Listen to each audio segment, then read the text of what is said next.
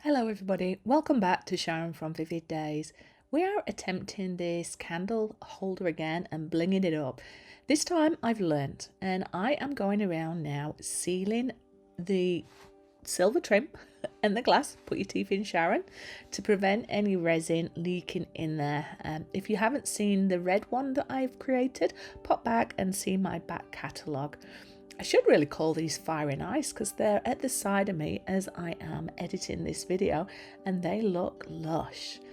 I didn't think that the latex was going to cling as well as it did, but almost just 2 minutes of going round and round and it adhered. There was no gaps. This is an hour or two later where it had fully dried, and I'm now attaching it to my tumbler.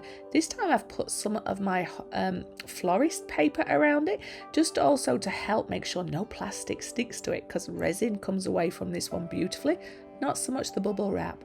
And now I'm going to check that all the seal is still there from the latex, which it is. And I've got my isopropyl and I am cleaning my glass.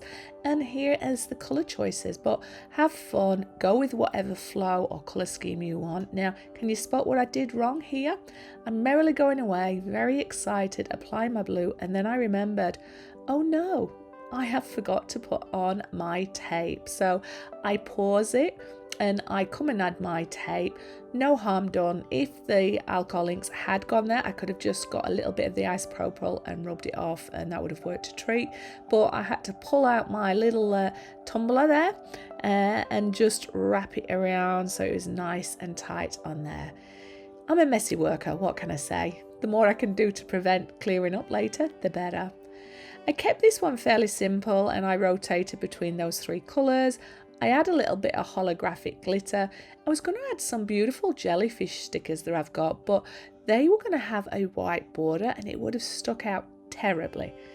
Anyway, I am still happy with the end result. I hope you are. If you feel that my video is giving you inspiration, if you enjoyed watching it, or you simply just want to help my channel, please consider giving me a thumbs up, a subscribe, a share, and comments are always welcome. Have you created a project like this yourself? Has it inspired you to go and create your own? What colour schemes would you try for this? People may ask me, where do I get this candlestick from? It was just from Amazon. It was fairly cheap. They're actually pretty nice as they are, but I wanted to add a little bit of vibes in there by adding colour. Now, I would only recommend using either a battery operated candle in there or tiny little tea lights like I've got, which are in their own little case.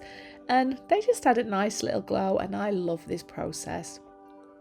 Anyway, next resin video is going to be a fairly big one I'm working on. It might take me a few weeks to complete, but if it goes to plan, you might see it on here in a few weeks. If not, hold your breath, come back and see my back catalogue very soon.